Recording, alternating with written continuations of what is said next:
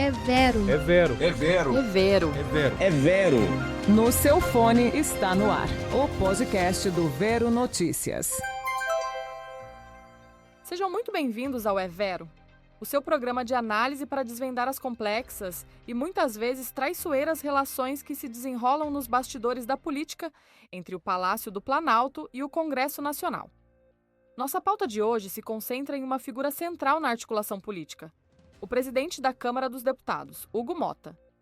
Ele está sendo classificado internamente pelo governo Lula como um aliado perigoso que, em função de seus movimentos e alianças, apresenta um risco constante de traição aos interesses e à agenda prioritária do Executivo. Essa não é uma desconfiança nova, mas sim uma convicção que se aprofundou e se espalhou pelos ministérios-chave do governo, indicando uma falha grave na estratégia de articulação. A conclusão de que Motta é um risco foi inicialmente formulada pelo ministro da Fazenda, Fernando Haddad, logo após atritos iniciais. Mas agora essa percepção se instaurou definitivamente no Ministério das Relações Institucionais, a pasta diretamente responsável pela interlocução política. O mais recente episódio de atrito, detalhado no artigo de Thales Faria, envolve a relatoria de um projeto de lei considerado vital e prioritário pelo presidente Lula.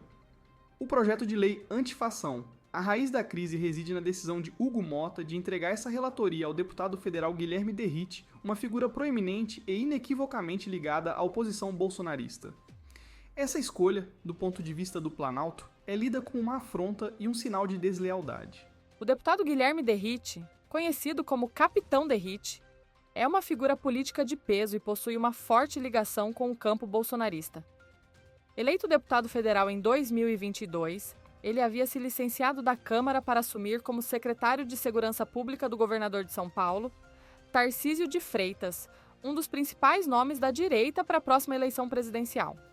Sua exoneração do cargo no governo paulista na terça-feira, dia 5, teve um propósito singular: voltar à Câmara para relatar o projeto de lei do governo federal para o controle das facções criminosas no país, um projeto que, teoricamente, deveria ter seu relator escolhido em sintonia com os interesses do Executivo. O artigo revela que essa operação de retorno de Derrite à Câmara não foi um movimento isolado ou fortuito. Ela foi meticulosamente combinada com Tarcísio de Freitas e o ex-presidente Jair Bolsonaro, mostrando que a escolha de Motta faz parte de uma estratégia articulada pela oposição. O problema central reside no conteúdo do texto. O projeto do governo visa endurecer o combate às facções criminosas, bloquear bens e criar um Banco Nacional de Facções Criminosas. Contudo, o grande nó é que o texto não incorpora a proposta dos bolsonaristas de enquadrar o crime organizado como organização terrorista.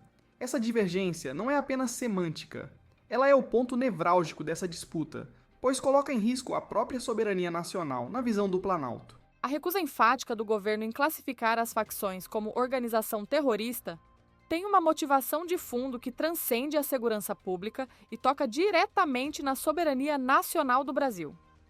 Para o Palácio do Planalto, a menção explícita a organizações terroristas no texto legal abre uma brecha perigosa para a aplicação automática de tratados internacionais de combate ao terrorismo no país. Essa é uma preocupação que vai além da política interna. Na prática, Vera, essa classificação pode gerar uma ameaça real e sistêmica à soberania nacional, com consequências dramáticas e imediatas, como a imposição de sanções financeiras internacionais ao Brasil, o congelamento sumário de bens de indivíduos e empresas sob suspeita de ligação com o terrorismo, e até mesmo a temida possibilidade de intervenção policial estrangeira sob o pretexto de combate ao terrorismo.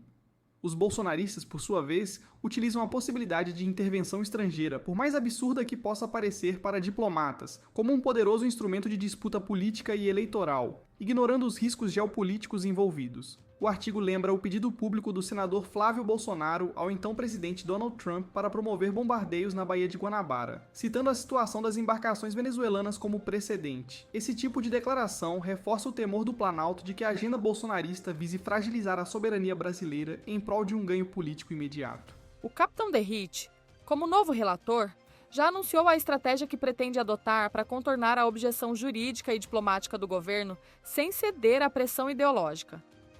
Ele pretende incluir em seu relatório uma equiparação funcional das práticas das facções criminosas com o terrorismo.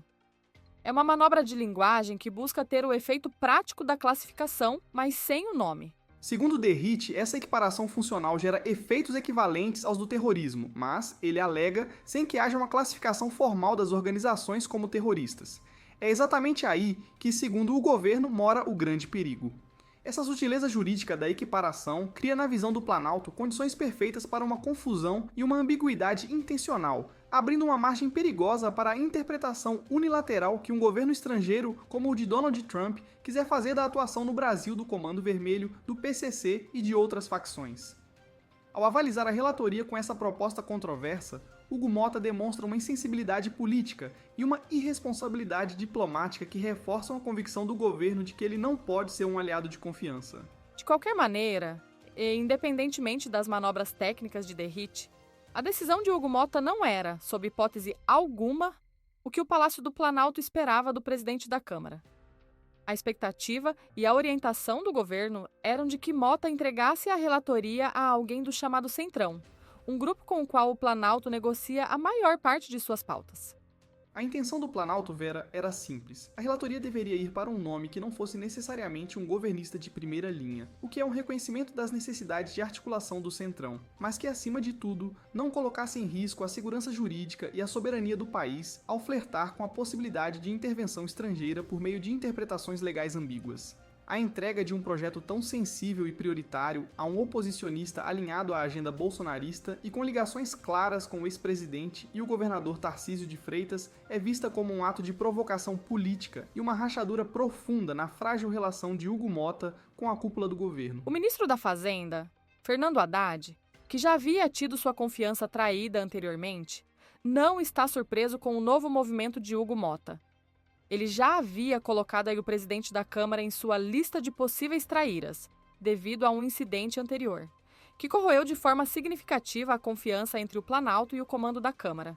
O motivo dessa desconfiança inicial e profunda foi a derrubada de um decreto do Executivo que tratava do aumento do IOF em 25 de junho.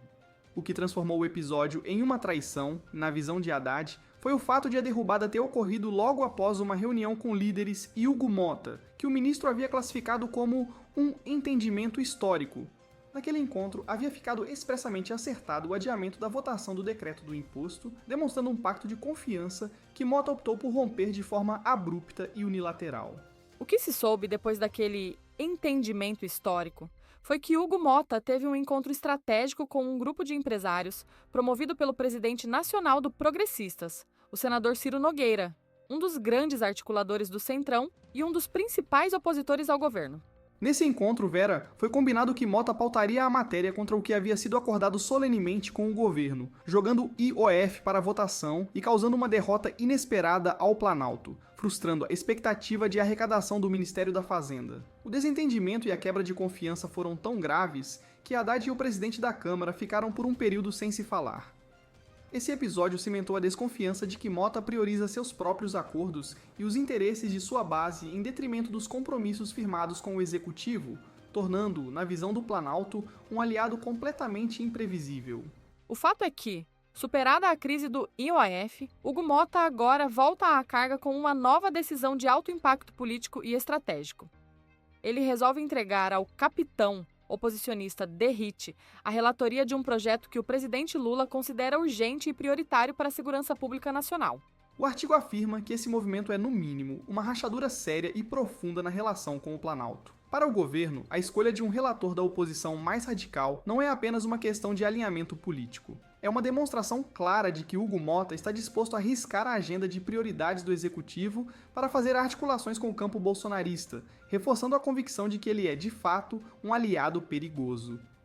A intenção é forçar o governo a negociar sob pressão. A ministra Gleisi Hoffmann, chefe do Ministério das Relações Institucionais e responsável por fazer a costura com o Congresso, reclamou diretamente com os líderes governistas da decisão de Mota. Essa reclamação formal demonstra que o problema deixou de ser apenas uma questão de desconfiança pessoal de Haddad e se tornou uma crise institucional e de articulação política que exige intervenção imediata.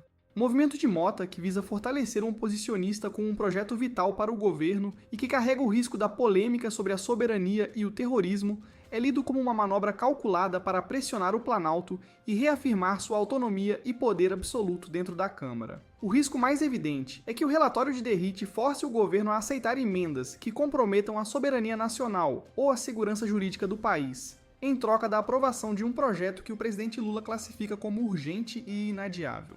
A grande conclusão do artigo é que o presidente da Câmara, Hugo Motta, é um operador político de alta voltagem que, embora formalmente aliado, age por interesses próprios e em constante tensão com o Planalto. O caso da relatoria do projeto antifacção é a prova cabal de que ele representa um risco permanente de traição à agenda e à estabilidade do governo Lula, exigindo uma reavaliação imediata da estratégia de articulação. Exatamente, Vera. A escolha de Derrite não é um mero erro, é um recado de força e um alerta de que o governo precisará pagar um preço político e possivelmente soberano pela governabilidade. A disputa em torno da classificação de terrorismo no projeto de lei antifacção se transformou de fato em uma batalha de soberania nacional usada como instrumento de chantagem e pressão no Congresso, com Hugo Motta no centro desse perigoso e instável jogo de poder. E não se esqueçam, política e economia são nossos assuntos, a verdade, o nosso dever. E isso é Vero.